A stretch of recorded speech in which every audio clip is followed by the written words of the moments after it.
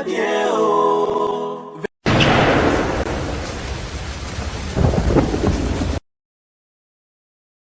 Salut chers amis internautes, bienvenue dans votre émission Bauta Wapi Nakati ya site Nabino, la voix du peuple, Oyabino Vincent Chiluizi, étoile de la presse. Chers amis internautes, je suis très heureux que Bino Bozaraka et Belé Liboso, il y a la télévision Nabino pour nous Rolanda émission Oyo Bauta Wapi, Oyo la Rabino, histoire, il y a Oyetali, Oyo Marca époque na Congo Awa. Et pour l'instant, tout autre travail en Congo, dans tous les domaines, musique, politique, théâtre, ça dit tout à marquer époque naïe par rapport à l'activité. Il y a Moussala Moura Salaki. Sogaza déjà modèle pour la biso to luka to landelaye to mekape ko retracer parcours pour que future génération ba yeba bat o ba zoare comme modèle ba yeba les cas qui wapi azala gina ne pas aller sika azalelo. Et là nous parlons pas seulement des individus mais nous parlons aussi na ba groupe ba organisation et il y a un certain temps ba marca époque na bango lelo ba comme référence. Et nous avons eu à faire une émission la semaine passée sur l'orchestre Zaiko Langa Kolomboka, et j'ai eu beaucoup des appels, beaucoup de commentaires, tout le monde a eu nombre de vies, et ça a été vraiment positif dans une semaine que les gens ont aimé l'émission. On a eu vraiment beaucoup de commentaires et on vous avait promis que les alliés émission tout ça là, les alliés histoire to fournir livre to ça là na émission moroté tout le baguette aussi, c'est-à-dire on aura toujours des émissions à faire tout autour à Zekoti mon kolotro kanga livre nango. Et je vous signale que tous allez na Flat Hotel Accenti, les allez situé bongo na avenue Kabalo numéro 89. Yande Ronabiso congolais au Azova na Rotterdam, mais c'est Gilles Mwamba motema ya maman Marie Noëlla, ça dit banan bande Ronabino Rotterdam. Bande Ronabino baza na Europe kuna basali bino flat kitoko ya proposer na posa olekisa ba séjour na kitoko vacances yango bobenga bango na numéro ya téléphone na bango to china sebo contacter bango pour que bo vana na ba condition baza na appartement complet, chambre, salon, cuisine, salle de bain, courant permanent, donc na prix ya muke, ça dit eloko ya qualité mais prix ya muke. Ça dit, et au bouger dans l'économie, na binoté donc budget na réservé qui pour na l'examen séjour na Congo, so yena au risqué que vous ont payé na 50%, il y a mon réservé qui pour passer ba séjour na Congo parce que bazar ko servi biso malamu. Chers amis internautes, les loto ya mbeli bino une fois de plus l'émission na biso, ne bino pour PC Combo Zaikologue, mais c'est Georges Kinga ou azali bongo Azabiaza Negara mélomane. C'est ça, non? Analyste, il y a musique à Congo. Mais moi, mingi na oetali vraiment musique na biso. D'ailleurs, vous-même, vous avez confirmé cela dans les commentaires de Totangaki. Les autres yambié parce que on a encore des choses à lui poser comme question. Et puis, tout continuer histoire. Il y a Zaiko. De l'autre aussi, Samasolo, il y a 5 ans, puis après, tu révoluer. Sans plus tarder, dans ça, l'appel, on a invité à Mokolelelo, M. Georges Kinga. Bonjour. Bonjour, M. Vincent. Voilà. Vraiment, M. Georges Kinga, tu as une émission à Bisso. D'abord, impression par rapport à l'émission Autosaïki à Liboso, retomber dans le Moni. Oui, en tout cas, première réaction, c'est qu'on remercie les internautes. Oyo balandaki biso na yambi ba appel na moni ba message na adresse email na ngai na bato ba yebaki yango et puis na profil na Facebook naza vraiment très reconnaissant, c'est vraiment très encourageant. Yango nde salaka que eloko moko ese développer zalaka contribution à mutu mote ezaka contribution X Y Z et salaka que tout ça là un tout batona nyonso ba réagir vraiment bato mayele. Et avec votre permission, on a cité maman Véronique qui m'a appelé depuis la Belgique. Il y a parmi les mamans au Bazala qui na début à Zaiko. Zaiko fréquentait vraiment le milieu wana. Soulever des préoccupations mon calobi et ça n'a pas comme monsieur tous autant gâté. Non, cela ne veut pas dire s'il faut que na répondre. Et les gens qui le battent que totangi bamsus totangi non. L'histoire de Zaiko est vaste et complexe. Donc, au cours d'une émission, il y a 60 minutes, au cours de temps, il y a sauté. Nabanza na kwa kutu ko renvoyer parce que tanga ki Pierre Nkumu o ya zana kati ya même ya histoire wana za mwangana za batimo ba ko leka inaperçu te. Donc bazali parce que na nzembo moko ya Jossar ngoma atanga bato nyonso baleka mingi bakufa na Zaiko.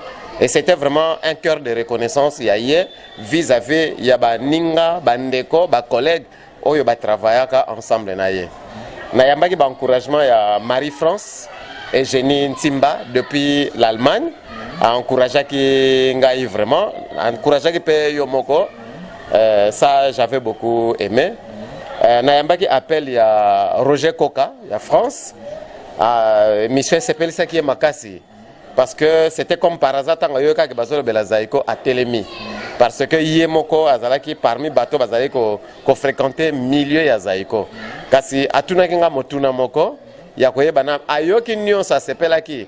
Kasi loko moko ezanga ki na tangi kombo ya fondateur ya zaiko te. Alors fondateur au singulier. Parce que jusque là on tanga les 4 membres cofondateurs.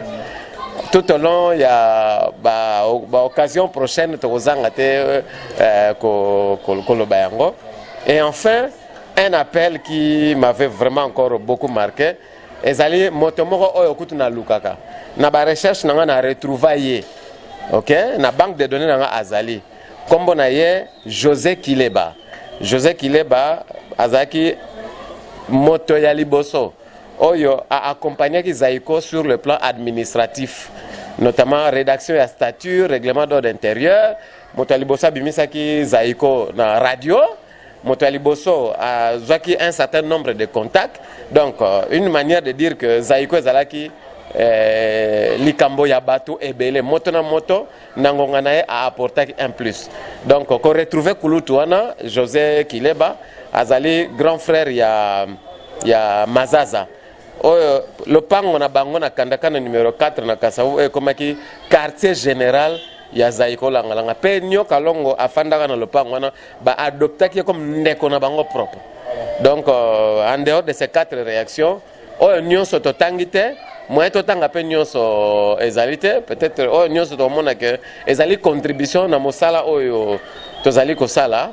En tout cas, to zangate ko remercier bango nyonso. Voilà, en un mot, réaction nanga liboso par rapport ya ba appel na ba réaction ya ba internaute na biso. Voilà, ba réaction internaute na biso to retenez qui vraiment moi quelque chose tout le monde qui est vraiment positif parce qu'il y a des gens qui sont là que pour inciter même place au fin à te mutalinga raba mona geya bi au finga par rapport à l'éducation na zo pana bango mais to retenez qui bato yo ba zo qui vraiment temps la bango pour réfléchir et au politique à commentaire mon constructif il y a liboso il y a une personne qui a dit que au lobby que Zaiko par rapport au style musical, ils allaient 3e génération.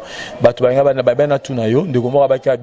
que vous savez style en ni nango Zaiko apporté qui comme style pour yo confirmer qu'ils allaient 3e génération il y a musique et puis après jusqu'aujourd'hui génération monsieur Botamate. Bon, merci beaucoup. Nakanisi question on a réponse nango et single est la réponse moko technique. OK?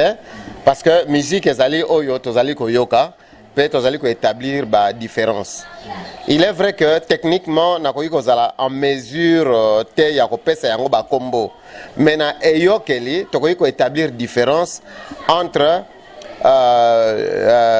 la génération African Jazz na OK Jazz, Rumba Fiesta na Rumba Odemba. Il suffit seulement de yoka banzembo. On peut facilement faire la distinction. Et à une certaine époque, il y avait que ces deux écoles-là qui prédominaient. Ok? Alors, mingi petit kalaki musique, il y a bakulutu d'un certain âge. Ok? Et pas yo bango bazalaki ko beta, ba jeune d'un certain âge, bazalaki na accepté. Il y a comme une sorte de révolution. Alors une révolution positive. Alors que la kuna bango bakulutu basala akaboy. Bongo biso peut-être mega ko sala biso. Il y a un orchestre qui composé na ba musicien ba artiste bazalaki moins jeune que en âge. Moins jeune que ba oyo ya African Jazz na OK Jazz ba ensemble et botamaki.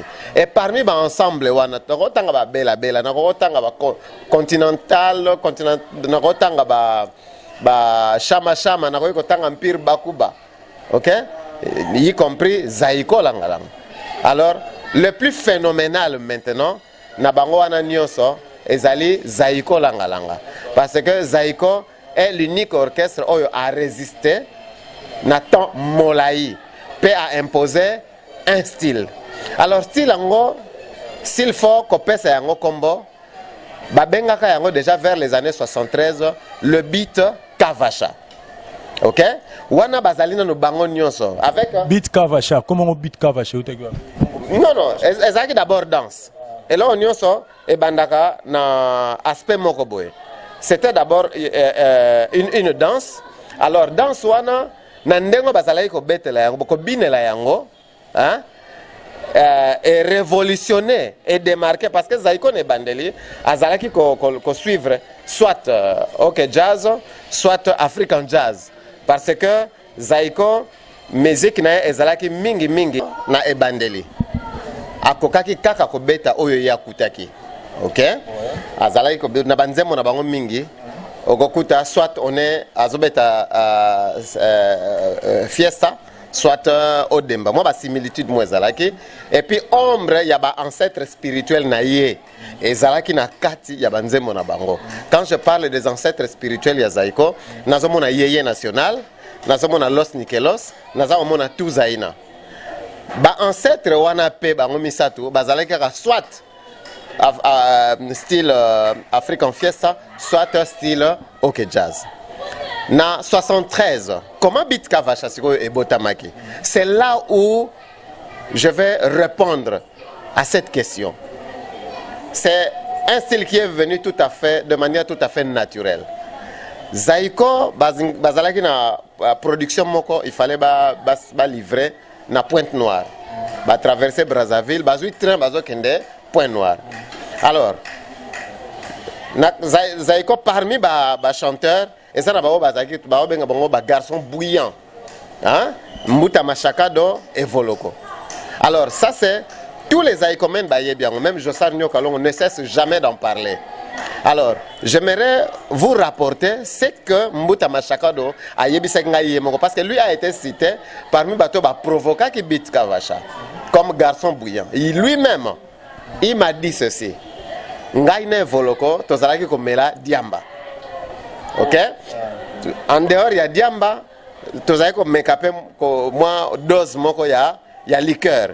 Alors, tango yango zaki ko leka moi muke, ezaki ko tia moi ezoko pesa bango encore ezoko doubler nzonzo na bango. Ouais, voilà. Bon, faut à la moto au sala ngo po yeba ni na ba sentir. Mais ça c'est le témoignage propre à Mbuta Machakado. Alors il me dit nakata train. Voilà, Papa Mbaza. Oui.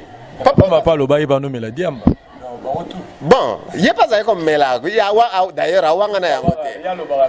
C'est-à-dire, Nazo Sale la liste à Melidiam Bate. Nazo Pesa. Nazo Pesa histoire et naissance et habite Kavacha. Parce que Papa Wemba Azala qui fait parmi les chanteurs. OK? Mais il va provoquer qui phénomène ya beat Kavacha Mbuta Machakado na Evoloko na kati train moi silence wana bato nyonso baza koyoka ba cliqueti ya roue motrice ya train. OK, crook voilà, je me souviens na fongola moi parenthèse na okango rapidement biso tanto zaiba na miketo ke ne vacances na ba Congo avec papa toza ozwa train. Alors ndenge bruit ya roue motrice na osala. Alors na bagar mo bonoyoka bato baza oganga katuka madimba nzadinkisi katuka madimba et comment nzembo. Donc c'est la similitude par rapport à ce que moi j'avais vécu personnellement dans Nazaï Mona Mouké. C'est pratiquement dans le même ordre d'idée. C'est comme l'avait écrit un écrivain de nationalité nigériane à l'obaki que tout bruit est musical, du battement de cœur à la marche à pied. Donc c'est un rythme, une cadence, excusez-moi. Alors, Nanzela de Brazzaville vers Pointe-Noire, na train, bruit wana sikoyo, et ça dit que les garçons bouillants, Mbuta Machakado na Evoloko, babandi ko bina yango. C'est-à-dire muta obeta guitare te, muta zo yemba te, mais makele le no kako ya train, ba on baza obina. C'est comme me disait mon professeur de géographie, ba pygmée, bruit à moteur ka ya Land Rover, za obini sabango. Dans le bamba ni ko bina. On pouvait les prendre pour Des personnes ivres, effectivement. Justement, certainement parmi Bango Baol, Oyo, Diamba et Banyo commandé. Ok? Mais sans le savoir ni le vouloir, que Bazali peut produire et leur homo égotique à la phénoménale. Je dis bien sans le savoir ni le vouloir. Ok? C'est comme je dis, biloko mingo yaka mbala ya liboso na vie ezalaka makambo nzambe. Alors, bazobina. Et comme il en a lengi. Ba comme na lieu oyo esengelaki ba beta. Non, babi non. Mary Jo, reproduire bisana na ba baguette na yo, les mêmes bruits. Voilà, 1973. Tout ça vers les années 73. Ok? 73, bon, voilà. Reproduire bisana nous. Makelele ka ndete zako yoka ya roue motrice ya train wana, ba cliquetis wana, reproduire avec ba baguette na yo. C'est un examen. C'est un examen. Donc, moi je pense que recherche peut et bandara peka ne lo comme un hasard. Alors, Mary Jo devrait s'efforcer à reproduire bruit wana. Mais lo mo ezai ko zanga. C'est en cette occasion là d'ailleurs que la composition ya batterie, otobenga drum Zaiko a Kotisaki pour la première fois dans la musique congolaise la caisse claire. Vous comprenez? Parce que les Arabes Charleston, cymbales, hein? Alors ça, la caisse claire. Avant Idéwana, caisse claire dans la musique de monsieur Ezalakate. Ezalakate. Alors, vous comprenez maintenant pourquoi Baniko comme phénoménal. Alors, Mary Jo, il fallait à un rythme, presque la même vitesse. Alors, Manouakou aussi, parce que Manouakou est un grand chercheur. Donc, Manouakou, il fallait adapter la vitesse. Il y a guitare, tempo, voilà. Il fallait s'adapter na drummer et tout à fait, instrumentiste, il fallait balanda. C'est comme ça qu'est né le beat Kavacha. J'aurais même souhaité que style wana etika la kaka na kombo ya beat Kavacha.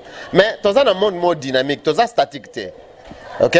Et par la suite, Zaiko continuer papa Wemba ma voix la évoluer ke ici fi, hein? Mais oyo batika laki. Si ma on a nyoso bazala kaka. Quand vous prenez Teddy Soukami, quand vous prenez Manouako, vous prenez Zamwangana, vous prenez Matima, vous prenez Bapius, vous prenez Mary Jo, vous prenez Ilo Pablo. Et puis, Mbunda Deve Mwanda pa Abetagi. Si Maona Nyoso, c'était la même base. Vous comprenez? C'était la même base, Gardaki, style Wana. Ok? Et avec la voix de Jossard, les pas de danse de Jossard. Ils ont gardé le même style. Mais comme style a similitude avec la musique terroir na biso, la musique traditionnelle. Hein? Et il faut continuer jusqu'à ce que Zaiko a inséré le phénomène à Talaku. Vous comprenez? Parce que ça Mbonda ya baumba ça benga dila sambila. Je me souviens, bon, c'est aussi Bana Odéon. Je me souviens à une certaine époque, na Ngiringiri tozaka na groupe moko Ligemo. Donc, ça va babilo moya ndengwana à l'occasion de Matanga, à l'occasion d'une fête. Nous les jeunes, on a dansé ça. On se met en cercle. Mondaka keza ko beta. Alors, pour la première. Alors, pour la première fois, c'est ça le phénoménal Zaiko. Pour la toute première fois, phénomène Atalaku et Koti. Ok? Wana phénomène atalaku au côté à quel moment? Bon, histoire et kenda wana les prochains épisodes hein. Tant il faut le bazonga kate. Yego kende liso pour nos sala langa star. Ok? Zaiko etikali kaka na attaque chant na Karedas. Excusez-moi, j'aime appeler ça comme ça parce que ce Karedas là, il y a même qui encore Zaiko Musika. Karedas na niveau ya chant. Wana pe manwa kwa salongwa. Mais on a gardé le même tempo. Na Karedas wana chant nous avons Lengi Lenga, Bimi Ombale, Likinga Redo, Nyokalongo. Le Karedas, j'insiste. Vous comprenez? Alors, phénomène Atalaku et Koti. C'est quoi ce phénomène? Des gens oyo bazali na composition ya orchestration oyo rôle na bango ezalika kobeta maracas bango te babanda maracas parce que nous avons connu des maracasistes mais phénomène ya sika modèle ya kobetela esali que beat kavacha ezwa forme mususu yango wana kulutu na biso mokomi monene Manda Chebwa Chamalu dans son ouvrage musique zaïroise donc terre de la chanson musique zaïroise hier et aujourd'hui abengaki yango le recours à la fontaine ancestrale. Je souligne fontaine. Le recours à la fontaine ancestrale est révolutionné encore parce que depuis que Zaïko Bandaki est loco, wana tous les orchestres, je dis bien tous les orchestres, côté animation, na bakulutu. Ok, bakulutu, ok, jazz, continuité à l'école African Jazz avec Rochero. Bangonio ça va côté ça qui phénomène one. Donc, ezali kaka développement ya beat kavacha. C'est ce qu'on appelle le phénomène atalaku. Le recours à la fontaine ancestrale. Et par la suite, et changer combo, évidemment, c'est évolutif. Hein? Et comme le ngwasuma. Donc, le nouveau style, le style zaïko, est s'imposé dans la musique congolaise moderne. Depuis 1973, il est l'autre en 2016. Comptez combien d'années? 43 ans. Nazongi na vraiment précision là ndeko ya tuna yi question na ye na comment a posé comme question na YouTube a joué réponse na ye. Nous notons des questions positives, des questions constructives. Mais ndeko mususu pa lobaki kaka na ba commentaire wana totanga na YouTube que abi les écologues monsieur King George Kinga au lobby que côté style Zaïko aiki na ngwasuma to benga ngwasuma pour yamte mo lo mikolo mais abi obosana pe souligner côté Koffi Olomide peut apporter le tchatcho parce que avant Koffi Olomide tchatcho ils allaient quitter mais tchatcho est quota pour na Koffi Olomide donc s'il faut parler de la génération il faut aussi compter Koffi Olomide comme quatrième génération parce qu'il a apporté tchatcho et puis les lots avant quand les agis groupe les agis toujours constitué mais moi qui est indépendance qui a Mamandole c'est Koffi Olomide rolo bani na question de quoi je crois dans l'an 2000 na komaka article moko na journal quatrième génération mythe ou réalité ça va j'avais démontré que la musique congolaise dans le bâton même la fois passée Tilelo c'est la troisième génération j'ai démontré dans l'article wana que la quatrième génération n'avait jamais commencé. Mais il était quand même curieux. Il y a que mon accueil, tout le monde comme le cinquième génération, sixième génération. Oh. Mais il faut, pour parler des générations, moi j'avais plus, n'a pas comprendre que tous avons parlé même langage, même si tous avons parlé même langue, mais tous avons parlé même langage. Moi je parlais de la génération de la musique et non de la génération des musiciens. Par rapport à l'âge, j'avais démontré que tous les âges se retrouvent dans tous les orchestres. Parce que Simara Betika est contemporain.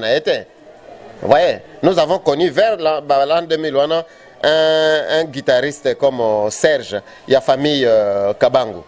Vous voyez, tala écart d'âge. Et ça, Coco. Alors, Coco. Tout le monde qui a nzembo moko Wendo se retrouva qui na bébé Chanda. Si quoi Wendo le bazar génération nini, bébé Chanda za génération nini. Na âge bazar na génération moko diamétralement opposé.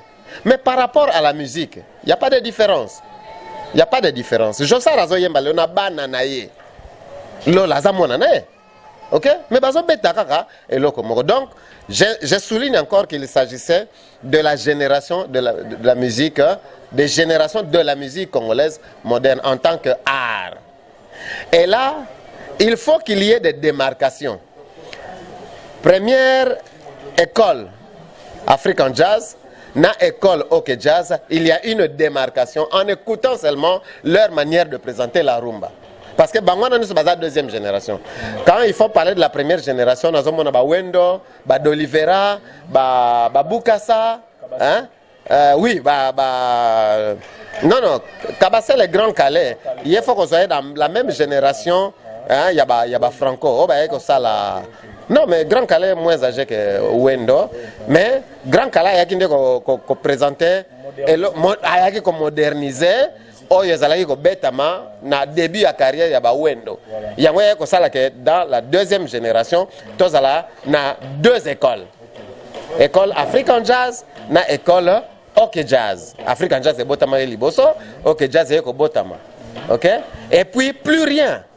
Maintenant avec le phénomène Zaiko, avec le beat Kavacha, et Eloko Yassika. Eloko Yassika, et ça a une nette démarcation entre musique African Jazz, école African Jazz, na école OK Jazz. Zaiko a mis modèle Yassika, il y a Bineli, et Yembeli, animation. Par la suite, tu as allé dans Ngwasuma. Alors, dans le même article, pour répondre maintenant à votre question, il fallait quand même moins explication parce que les la question du tic au tac. Il faut une explication. Ils ont la matière, il y a au Kabola. OK? Alors, lorsque vous me parlez du style Chacho, il y a Koffi Olomide. Laissez-moi vous dire que personnellement, Koffi Olomide, dans ses débuts, m'avait marqué. Vous comprenez? Koffi Olomide m'avait marqué pourquoi? Parce que, à Memi, Kaka Oyo, à Mekolaki, tous à l'école à Papa Simaro Lutumba. Oh, bah comment il benga poète. Bah comment il benga le poète. OK? Et comme il n'a pas texte naie, façon à présenter les banzembo comme oza mabele, oza maya, ayemba zamba, ayemba mwasi, ayemba mobali, ayemba n'importe quel sujet. Mais Azaki n'a manière à présenter. Il y avait déjà une différence sur le plan thématique, sur le plan de la construction de textes avec Franco. Mais Azaki dans une même école. Alors maintenant, Koffi Olomide vient avec la même manière de présenter le texte et lui en tant qu'intellectuel. OK? C'est ce que Manda a appelé dans son ouvrage la poésie dans la chanson. Je suis même tenté de dire encore que Koffi Olomide c'est encore un autre poète. Je suis tenté de le dire. OK? Je ne jette pas de fleurs gratuites à Koffi Olomide. Non, non, non, non. Je parle de la musique. OK? Moi, je parle en tant qu'analyste.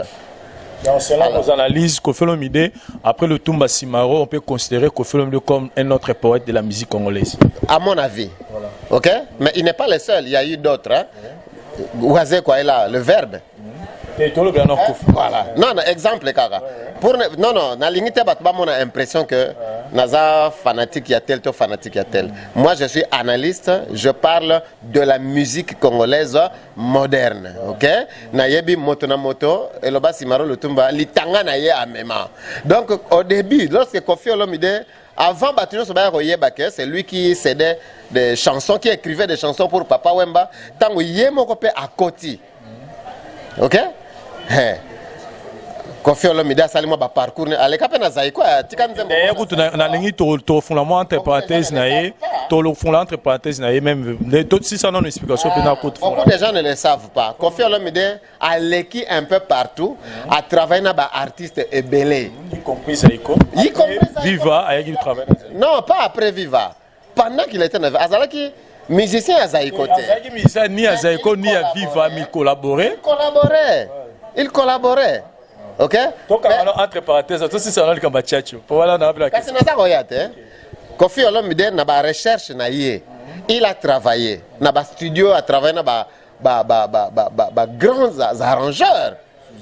Ba Suzy Kaseya, ba tulokola ba Mike Munan, ba tulokola ba Rigo Star. A travaillé na bango na ba studio ti aya ko bima simba micro. OK?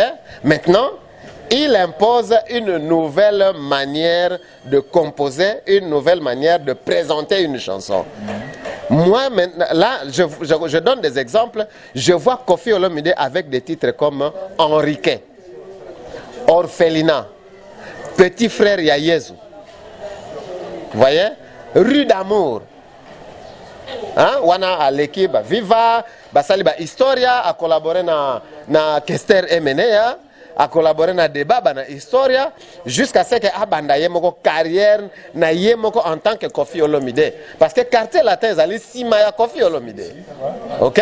Ça aussi j'aime, hein? Ça aussi j'aime parce que bah artiste et musicien na biso, chaque artiste a sali combo azali une marque déposée. Alors maintenant, Koffi Olomide avec ce style, ce nouveau style qu'il avait imprimé, hein? Il a appelé ça Chacho. OK? Il a posé une base. Personnellement, en tant qu'analyste, ça n'engage que moi. C'est bien, même si Koffi Olomide n'est pas d'accord avec ça, je dis bien, je respecte son opinion. Nous sommes des critiques. Bisonne to analysaka, mosala oyo bango basalaka. Ti asali ba album na un nombre album to yebi, na banza titre comme na V12. Et après, personnellement, on a retrouvé sous Koffi Olomide. Personnellement. Il fallait attirer un style dans sa manière de composer, dans sa manière de présenter les chants, dans sa manière de faire changer chez Koffi Olomide. Il a changé parce que il s'est laissé engloutir par le Ngwasuma. Donc le beat Kavacha Zaiko a imprimé en 1973. Ils ont tellement makasi et entraîné. École, bato bazalaki botamaki avant Zaiko, na ba obaye après Zaiko, y compris Koffi Olomide à côté nakati, l'animation, tout ça, ça fait partie de notre culture. Mais ce tchatcho là, cette nouvelle manière de représenter Nzembo na style ya Koffi Olomide, j'aurais souhaité que à pérenniser yango. Atikalakaka, le Koffi Olomide, la poésie dans la chanson avait dit Manda Cheboa. Mais Obaïko Baksa, je cite et je l'atteste ce que Kester Emene avait dit. Alors, encore, il y a comme ça après. Bon, ça n'engage que Kester. Hein? C'est du n'importe quoi. Je suis tenté d'être d'accord avec Kester Emene. Parce que Koffi a trop de mélange au point que. Mais il faut au moins reconnaître que style Chacho, quand vous avez parlé de style, parce que même Zaiko et moi sous ma main, moi qui ouvre Africa Jazz, moi qui OK Jazz. Donc, s'il faut parler du style, il faut reconnaître aussi que Koffi Olomide a apporté un style moro que si tu es classé dans la génération, il faut tout classer la 4e génération que Yem t'a apporté qui pour le lot, on doit se dire Chacho, Falia Zobeta Chacho, Ferra Betara Chacho, JB Wenge, Babetara moi qui Chacho, ça dit faut reconnaître que style voilà qui tous nos musiciens d'aujourd'hui, ça qu'on imiter en c'est des comme style moro est déjà Mokilendima, donc il faut reconnaître la 4e génération et ça cité. Non, je le reconnais. Mais lorsque moi j'insiste, bon, tu es en génération, tu es en école, hein? Moi dans mes analyses, vous au bandi et l'autre comme Yassika, hein, au persévérer nango, peut entraîner tout le monde, on mettre tout le monde d'accord et battunio c'est pas comme qu'on landaka au yo salade. Vous comprenez? En ce moment-là, une nouvelle génération. Ils ont vraiment une nette démarcation avec les précédents. Ok? Au jour d'aujourd'hui, moi je pense que vous allez prématurer pour affirmer. Ok? Peut-être qu'il faut laisser le temps au temps. Mais j'aimerais demander à Koffi Olomide. Koffi Olomide ça sur l'album, bon, ce que Sukiwana, alors Koffi Olomide aura échoué. Ou alors aurait échoué. Ou alors il aurait échoué. Mais c'est Georges Kinga.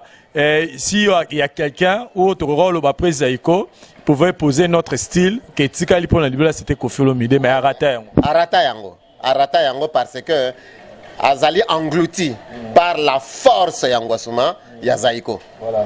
Et quel était l'apport de Zaiko dans la carrière de Koffi Olomide?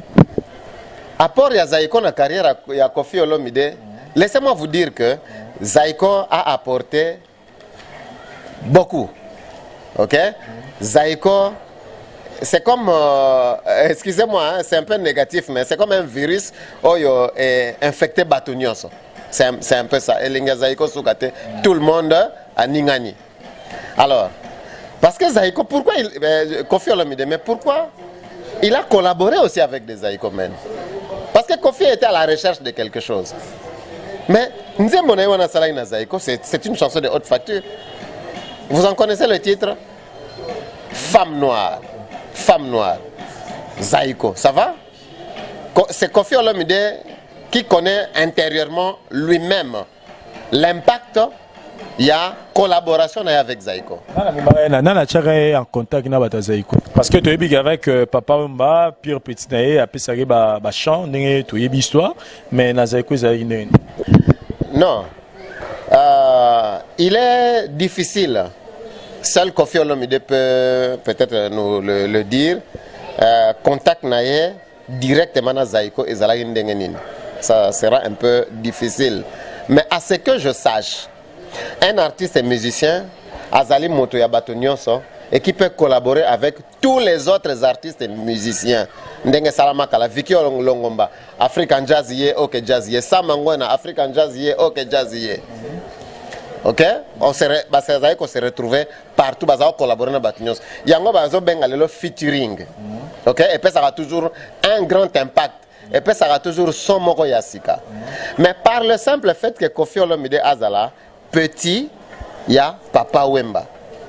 Mais d'office, il est dans Zaïko. Parce que Wemba, Papa Wemba est pratiquement la plaque tournante des artistes et musiciens de la génération Zaïko. Être déjà avec Papa Wemba, c'est être avec Zaïko. Parce que le clan Langa Langa continue. Koffi Olomide a osé mettre sa tête aussi dans le clan Langa Langa.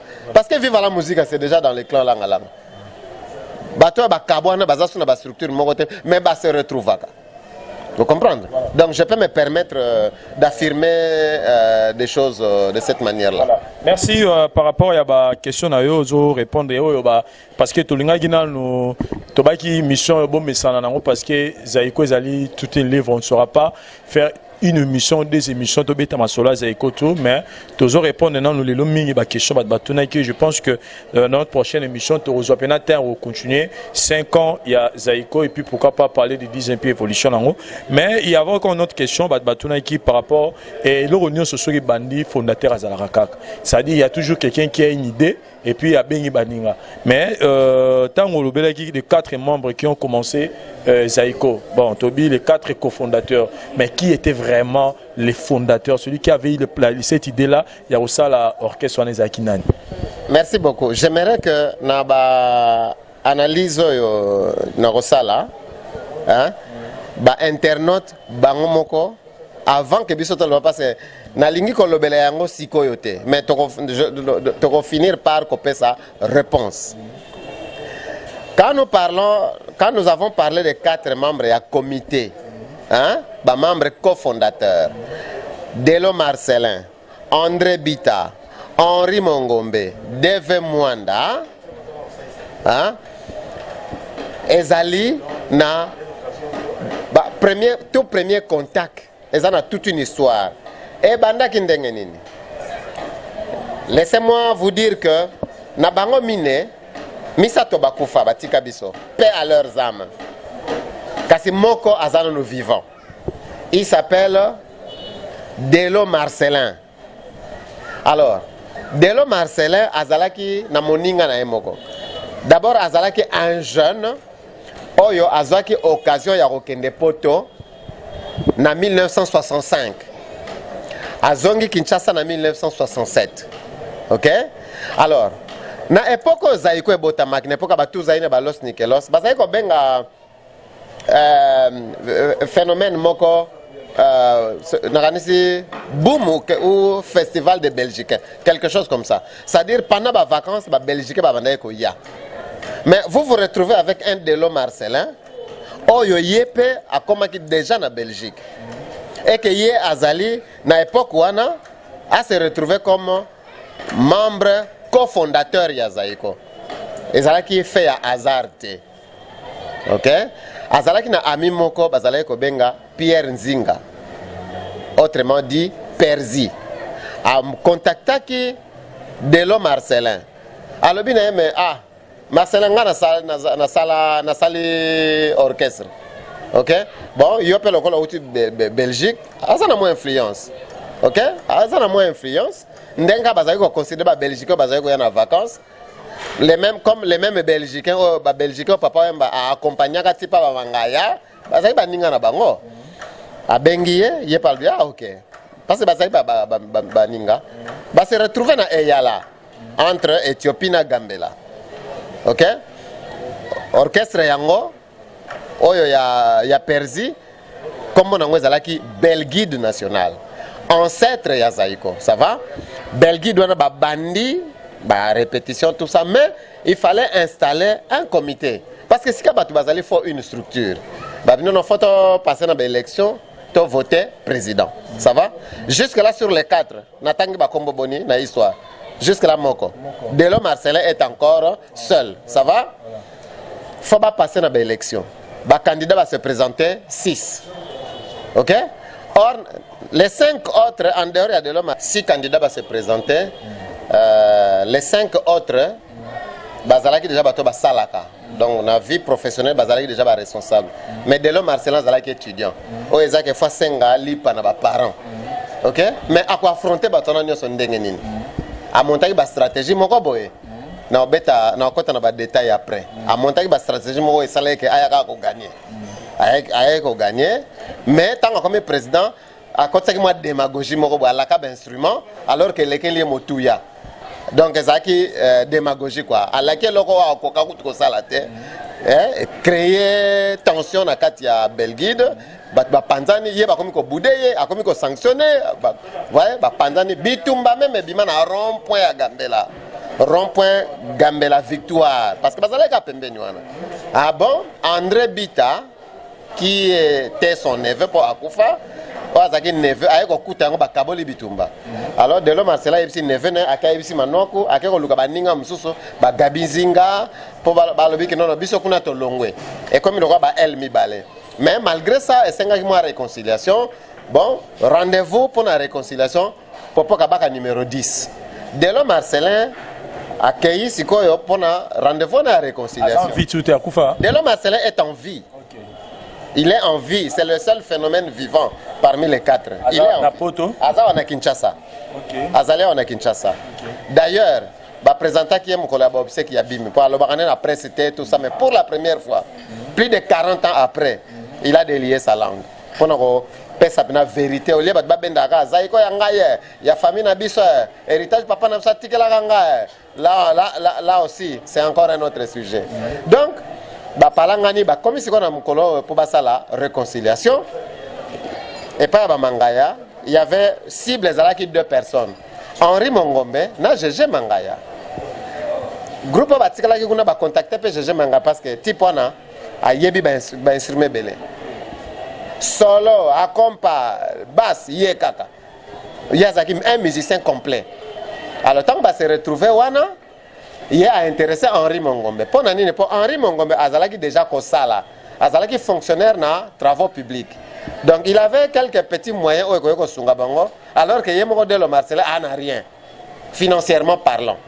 A contacter ah bon, il y a des musiciens banani. Bon, orchestre se répété dans Ndako, les banani. Atangi ba musicien na lobi non nga ba musicien nga nazana Manuaku, nazana Jossar.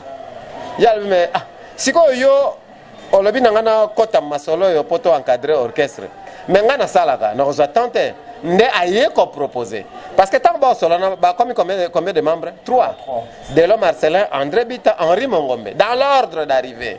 Nde Henri Mongombe a proposé Deve Mwanda. Pourquoi a proposé Deve Mwanda? Parce que Henri Mongombe azalaki ami intime ya Deve Mwanda. Batangi place moko, bakoli place moko. Deve Mwanda bien adopté dans la famille Mangaya. Henri Mongombe bien adopté dans la famille à Deve Mwanda. Comme 2 grands amis. Ndenge kaka ezalaka. Malgré tant a proposé Deve Mwanda, Delo Marcelin a émis ba réserve. Mais pour un certain nombre de raisons que nous pourrions évoquer plus tard. Mais en fin de compte, ça va Vital c'est Deve Mwanda. Bon, Vital, te bengyo talaboy. Comme combien? 4. Nazong Sili Roger Keko. Qui est le fondateur? Voilà. Parce que tant que se retrouvé dans mon cadre, Jules Wemba dans l'entretemps, dans le moment de la réconciliation, a accompagné Criso Nabodo et Micho. Oyo Bazali, ba cousin ya Bamangaya. Baye Kotala, tante na bango, maman ya Bamangaya, accompagné d'un ami qui s'appelait Jules Wembadio ndaye kokuta baninga baza répéter allez à improviser et puis ça la mettre toyeba lelo jour wana José Nyoka azalaki te voilà wana tolobela quand même na première émission olobela kango ya on a tout na score question nga poto si ça donc lolo to aussi ça la première émission to aussi ça première dans deuxième partie émission na question je pense que troisième émission il y a tous score temps parce que wana tozunga na ba chapitre sur rien on répondre ba question na bino au botuna na YouTube et puis avant to ko aborder ba jibiso temps et mes questions sur donc to tuna Nyoka Longo ayaka ndenge nini na Zaiko parce que Zaiko ne na landi eza moi ndenge mo bana kasavu boba sangana kasavu bo matonge tout ça mais ye azano uta na njili adova na njili na quartier très sur na bo sanité na quartier penga na kina ti pa na bango place en Rwanda a se retrouver et puis la bana kasavu neni. OK. Jossar ba proposa ka ye déjà na ene moko ya quartier na a introduire Jossar na milieu ya Belguide. Pas aye déjà ko yemba wana, OK? Mais comme mukolo ya bazaki décision ya ko détruire Belguide pour za ikwe botama. Mukolo ya zalaka te. Tanga ki ba musicien atangi Jossar atangi Manuako. Ah, deve mwanda a ironiser. Albi oh, tozana l'invisible, na le visible. Habité José Azali. Alors le lendemain, il a fallu approuver que José Nyoka Azali, net de l'homme Marcelin, a Kendaki Tinanji le quartier 13. Pendant que nous avons Nyoka Longo. Aye na milieu wana na Zaiko et Bobotamaki parce que Zagino na combattu quoi mais la structure na bateau bazalaki ce jour-là a présenté Nyoka Longo. Donc c'est Delo Marcelin qui était parti informer Nyoka Longo. Pona nini Delo Marcelin a kangama ki na Nyoka Longo. Tant que bazaka na Belguide, Marcelin azalaki impressionné. Amoni Josana kaye moko ya Banzembo, plus de 250. Et parmi Banzembo wana écrit par lui-même c'est Nyoka Longo. Pas nécessairement parce que Vazaki peut interpréter Banzembo Los Nikelos na baninga mususu mais azaki fana Banzembo yemoka komaki. Et parmi Banzembo yango bon bala tourner jeza wana ba Eraro Humano Est ba Saloti ba Ngadiadia et consort. Alors il était impressionné dès le Marseille Zaki impressionné. Yanga tingama ki mingi na ye parce que lui-même en tant qu'intellectuel ayeba ki ba valeur. Il y a Nyoka Longo comme élève déjà dans la section littéraire. Donc, on a commis déjà Azalaki, na moi poésie Azalaki. Donc, il y a un salé à Tingamana Jossar, à Tingamana Manuako. Et, pilier, j'insiste, hein. Nyoka Longo, Papa Wemba, Manuako. Voilà. Gégé Mangaya pouvait aussi être un grand pilier. Mais il y a Zalaki déjà, tant que Palangani na Belguide, il y a déjà tout Zaïna en passant par Super Bovin. Matikalaki encore très attaché na Zaiko Langalang. Voilà. Merci vraiment, M. Georges Kinga, pour nous au PCBISO et au PC encore plus de détails dans l'émission Lelo. Comme j'avais dit que Lelo, Toko Kokako, si ça n'y a sauté, ils ont livré ses fonds amis. Lelo, tu réponds à la question à Bino et puis tu me un peu frôler, tu zungi dans tout temps, tu zungi comme une histoire, il y a Zaiko. Et c'est une photo aussi, c'est émission Lelo Vitan. Donc la semaine prochaine, vous allez encore suivre suite. Il y a Zaiko, Nenini, continue qui, mais c'est Georges Kinga. Un mot, Yasuka, par rapport à l'émission Lelo, avant qu'on a des annoncés. Moi, Yasuka, n'a représenté yo, félicitations pour oser célébrer premier anniversaire. Il y a initiative Oyo. Voilà. Toutes mes félicitations. Bah internaute na yo, n'a souhaité pas boire que vraiment ba fleur. Vraiment. Alors, na premier anniversaire Oyo, pour nanga ezapé heureuse coïncidence. Na banza histoire de retenir que Mukolo Ozaki ko célébrer premier anniversaire na yo, ton invité c'était moi. Voilà. Histoire déjà est comme ami. Voilà. Alors un conseil pour que Okene Musika. Je souhaite vraiment Okene Musika. La presse est béba. Presse disons télévision. Na Kinshasa est béba. Bozo ba ekota mingi. Alors voir même si on a internet, bozo ba pe ekoti ebele.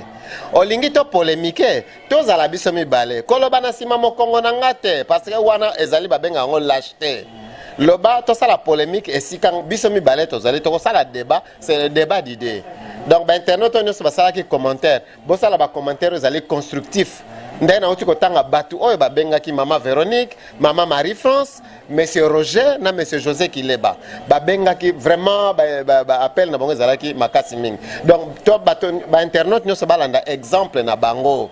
Donc ba kontitoko ba konyo soutenir yo. Alors na mosala oza ko sala Vincent kende plus na ba débat de fond.